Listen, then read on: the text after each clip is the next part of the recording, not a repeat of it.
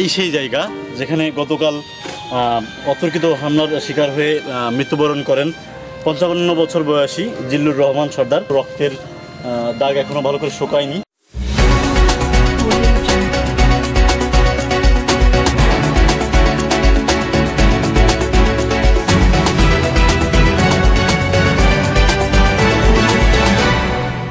প্রিয় দর্শক, এই মুহূর্তে আমরা সংঘর্ষে নিহত ব্যক্তি তার বাড়িতে অবস্থান করছি এবং আপনারা হয়তো দেখতে পাচ্ছেন আশেপাশে প্রচুর মানুষের সমাগম ঘটেছে নিহতকে শেষ বিদায় জানানোর জন্য। কালিয়ায় ফুটবল খেলাকে কেন্দ্র করে রক্তাক্ত সংঘর্ষ, প্রাণ গেল একজনের, আহত আরও একজন। নড়াইলের কালিয়ায় আবারও পুরনো বিরোধের রক্তাক্ত রূপ দেখল স্থানীয়রা। শুক্রবার 11 জুলাই বিকেলে কালিয়া পৌরসভার ইখলাসউদ্দিন আহমেদ মাধ্যমিক বিদ্যালয়ের মাঠে সংঘর্ষের সূত্রপাত ঘটে। ফুটবল খেলাকে কেন্দ্র করে কুলসুর ও বাবুপুর এলাকার দীর্ঘদিনের জমি দখল সংক্রান্ত বিরোধ এবার পরিণত হয় প্রাণঘাতী সংঘর্ষে। এদিন অতর্কিত হামলায় নিহত হন কুলসুর গ্রামের 55 বছর বয়সী জিল্লুর রহমান সর্দার, আহত হন পাঁচকাউনিয়ার 20 বছর বয়সী শিক্ষার্থী জিতু মোল্লা। স্থানীয় সূত্রে জানা গেছে, কুলসুর গ্রামের মাঠে ফুটবল খেলছিলেন বাবুপুরের খেলোয়াড়রা। মাঠে পাঁচকাউনিয়ার কয়েকজন প্রবেশ করলে শুরু হয় উত্তেজনা। এক পর্যায়ে বাবুপুরের লোকজন পাঁচকাউনিয়ার জিতু মোল্লাকে পিটিয়ে আহত করে। এর কিছুক্ষণ পরেই বাবুপুর গ্রামে শেখ বংশের লোকজন কুলসুর গ্রামে হামলা চালায়। তারা পৌর আওয়ামী লীগ সভাপতি মুজিবুর রহমান সর্দারের বাড়িতে ঢুকে পড়ে। এ সময়ে তার চাচাতো ভাই জিল্লুর রহমান সর্দার প্রতিরোধ করতে গেলে তাকে ধারালো অস্ত্র দিয়ে এলোপাতাড়ি কুপিয়ে জখম করে। স্থানীয়রা তাকে উদ্ধার করে কালিয়া উপজেলা স্বাস্থ্য কমপ্লেক্সে নিলে পরে কর্তব্যরত চিকিৎসক খুলনা মেডিকেল কলেজে পাঠায়, কিন্তু শেষ রক্ষা হয়নি জিল্লুর রহমানের। চিকিৎসাধীন অবস্থায় রাত 7:30টার দিকে মারা যান তিনি। এটাই প্রথম নয়।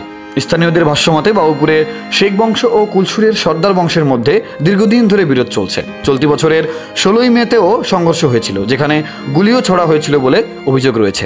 নিহতের পরিবারের দাবি, এটি পূর্ব বিরোধের ধারাবাহিকতায় পরিকল্পিত হত্যাকাণ্ড, যদিও অভিযুক্তদের পক্ষ থেকে কেউ এ বিষয়ে মন্তব্য করতে রাজি হননি।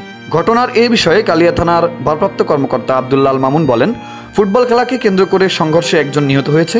ঘটনার তদন্ত চলছে, জড়িতদের ধরতে অভিযান অব্যাহত রয়েছে। বর্তমানে পরিস্থিতি শান্ত ও এলাকায় অতিরিক্ত পুলিশ মোতায়েন করা হয়েছে। 12 জুলাই বিকেল ময়নাতদন্ত শেষে জিল্লুর রহমানের লাশ বাড়িতে আনলে পুরো এলাকা জুড়ে শোকের মাতম বয়ে যায়। এ সময় পরিবারের সদস্যদের কান্নায় আশেপাশের আকাশ বাতাস ভারী হয়ে ওঠে।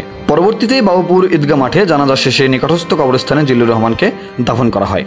জানাজায় তাকে শেষ বিদায় জানাতে সহস্রাধিক মানুষ উপস্থিত হন বলে দেখা যায়। প্রিয় দর্শক, একটি খেলার মাঠ রক্তের মাঠে রূপ নিল। স্থানীয়দের প্রত্যাশা, দ্রুত বিচার এবং এলাকায় স্থায়ী শান্তি ফিরে আনা। ওদের সাথে গন্ডগোল আছে 5 কিমি আর মাদবরা ফুটবল নিয়ে, ওরা 5 কিমি মারিছে চলতেছে। ঘটনা ঘটেছে, এই ঘটনার প্রেক্ষিতে এখন আপনাদের কি চাওয়া, কি দাবি? এই যাবে আমার বাইরে যে খুন হয়েছে তার ফাঁসি হোক, সুষ্ঠু বিচার চাই, এদের বিচারে ফাঁসি হোক, এই চাই। ঘটনা তো অকাঙ্ক্ষিত ঘটনা, এটা ভালো ঘটনা না যে করেছে। আমি বলি তাকে বিচার হোক। আমি মুজিবুর রহমান, চাওয়া একটাই, প্রকৃত অপরাধী যারা তাদের বিচার হোক।